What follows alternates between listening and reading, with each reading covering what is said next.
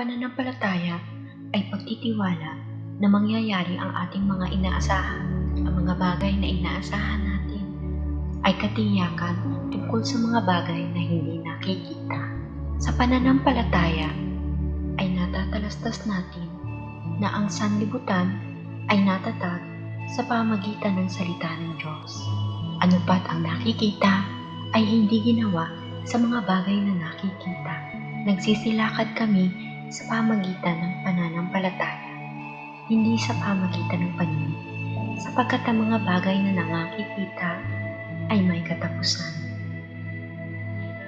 Walang hanggan ang mga bagay na di nakikita, sapagkat nalalaman namin na kung masira ang aming bahay na tabernakulong ukol sa lupa, mayroon kaming isang gusali mula sa Diyos.